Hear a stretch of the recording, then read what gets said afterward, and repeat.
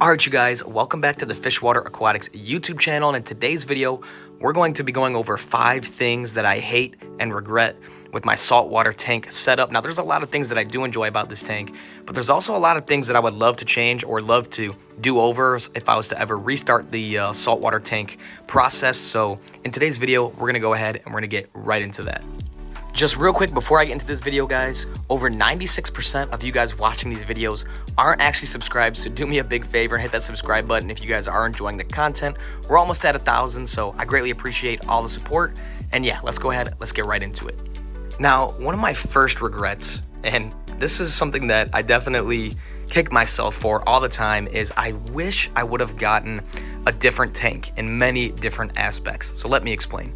So this tank that you see right here, guys, this is my 20-gallon saltwater tank, and it is just 20 gallons, and that part does kind of pain me because I could have gotten a lot bigger of a tank and moved my dresser somewhere else. I could have gotten like a 4-foot tank, at least a 75-gallon I could have put on this wall here. So if I was to ever redo the saltwater aquarium hobby process, I for sure would have gotten a bigger tank. A bigger tank just opens you up for so much more possibilities as well as stability, which is a big thing. Smaller tanks, your parameters tend to swing a lot easier, and you don't have as much of a livestock option as you would with a bigger tank. Now, don't get me wrong, I love corals, but the biggest reason I love the fish keeping hobby, what is my clownfish doing right there? Why is he face down in the Goniopora? That was so strange.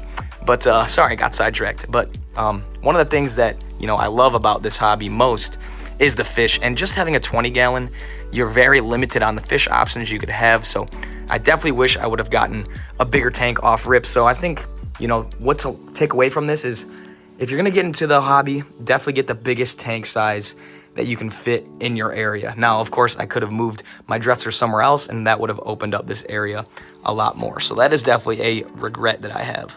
Now, don't get me wrong, there's nothing wrong with having a tank this size. I love the 20-gallon. I just wish it was bigger. But if I was to keep a 20-gallon this size again, I would definitely buy a more brand name tank. This is just a tank, like a standard 20-gallon from Petco that you get on a $1 per gallon sale. So I got this tank for 20 bucks. And I kind of wish if I would have stayed with this 20-gallon long term, I would have bought something a little more on the high end, something like a innovative marine tank, like low iron glass and all-in-one chambers in the back, just to make the tank look a lot better. So if I was to get this tank size again, I would definitely be getting kind of a name branded tank. So I definitely regret kind of going with the cheap option on this. Now, the second thing that I hate about this tank, and I would completely redo if I got a new tank, is I really dislike the size sand that I used. So I used crushed coral, and it's actually like a bigger grain size of coral versus like a fine sand. And that's not necessarily what's wrong with it. What's wrong with it is algae, the size of the grains of crushed coral are so big, or they're big enough to where algae can grow on the individual pieces and kind of encrust. And like my whole sand bed, I don't know if you guys can tell if it comes up on camera, but it has this green tint to it because like small algae pieces can grow on the sand bed, and you can't really vacuum it out because it's just stuck on the particles because the particles are so big. So if I was to redo this over again, which I might do in the future, I might get a bigger tank in the future, so more to come. But I would definitely redo it with some finer sand to where algae can't grow on each little individual piece, and it's impossible to get off. So I can't really tell if you can see it on camera, but in person, the sand bed has like a green tint to it just because of the algae that grows on each of the individual pieces, if that makes sense. Now, the third thing I hate about this tank happens when I do a feeding. I'll show you guys what I mean. So I just put food in the tank, put some reefroids in there, so it's gonna look a little cloudy for this clip. But if you look close, you can see, let me focus here, a lot of bristle worms. So I hate the fact that I did not keep up with keeping these pests away from the beginning. I started out with just seeing a couple, and it would have been so easy for me to pluck them out with some tweezers, and now I definitely have what you would call an infestation of bristle worms. Now, luckily for me, they're not harmful to anything in my system. A lot of people actually argue that they are beneficial, but I just don't like the look of them. I mean, I wouldn't mind a couple in here, but there's just so many, as you can see, like in this corner here. And I might have to start doing some manual removal because I added that pistol shrimp in here Sorry, that's a coral banded shrimp. I added that coral banded shrimp in here, but he doesn't seem to have taken a liking to eating some of these guys. I know a lot of them are probably too big for him anyway, but I might need to do some manual removal, or maybe make like a trap or something to get some of these guys out, because they are starting to overrun. And yeah, it just doesn't look the greatest when I have people in here and I'm showing them my fish and feeding them, and then these guys come out and look absolutely nasty. And this is definitely 100% my fault.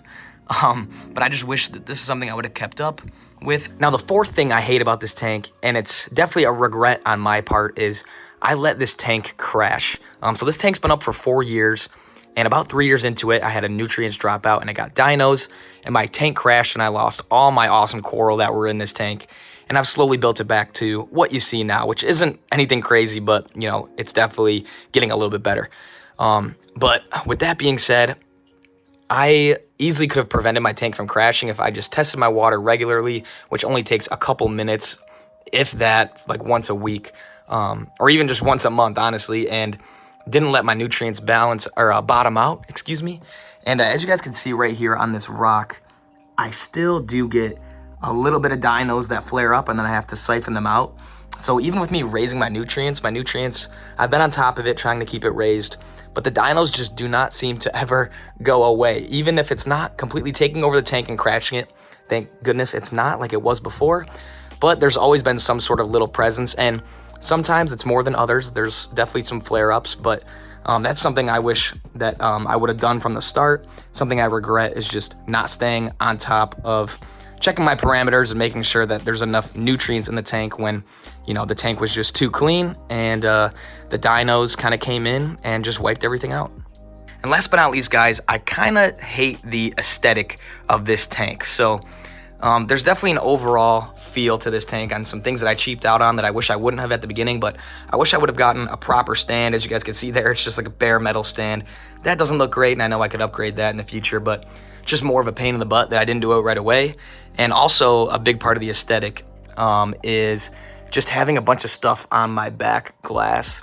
So like my heater and my wave maker and my filter there, I wish I would have gotten like an all-in-one tank that all that stuff would be hidden, or I wish I made a different layout, which I can still do, and I probably will do, to make it look a lot cleaner. So that might come in a future video, but yeah, I just wish that the overall aesthetic of the tank looked more like a piece of furniture, if that makes sense, more than just kind of like an aquarium in my room. I wish it looked aesthetically pleasing, and obviously that's something you could fix, but this is just for someone if you're looking to set up your tank now. It's something that you can do and not learn like me, or learn like me and don't cheap out right away, if that makes sense. Kind of, you know, spend a little extra money to get a nice cabinet, maybe get a better tank than just a 20-gallon, you know, low-tech hang on the back tank, and maybe that's all you're looking for, and that's fine, but I just wish this tank was a little more refined. And one of the ideas I actually have is to put all of my equipment that's on the back wall here, my heater, my wave maker, and my hang on the back filter, move it all to this wall here, since this is the dirty wall anyway, and then that back wall would just be like a clean flat piece of glass in the back, and that will actually make it a lot easier to clean as well, because it is kind of tough to get in between the heater and the power head and the intake for the filter there. It is kind of hard to scrub. It's not difficult, it's just more, you know, just more of an annoyance, I guess you could say. But if I move everything to this wall, it's kind of hidden by the algae that's growing on there. And you know, this is like my wall that I keep dirty, I call it, just so there's algae in the tank so the dinos don't come back and take over. If you haven't been following the channel, that's why I have one wall dirty.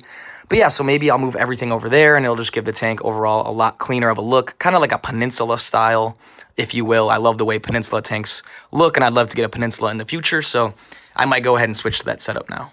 However, guys, with that being said, there are many things that I do love about this tank, and there are some points on here that were maybe a little bit nitpicky that, you know, definitely things I could fix going forward in the future, and things that I do plan to fix going forward in the future. But in hindsight, I wish I would have taken care of all of these issues right from the get. Definitely preventable, some of these things in this list, but some of these things you just got to kind of live and learn. So with that being said, I still, of course, love this tank. That will about do it for today's video, guys. I hope you guys enjoyed. If you did, make sure to hit the like button, hit that subscribe button. I greatly appreciate it. Leave any thoughts or questions in the comment section down below, because I'll be sure to answer all of those, and I'll see you guys in the next video. Let me know what you guys want to see. Take it easy. Peace out, y'all.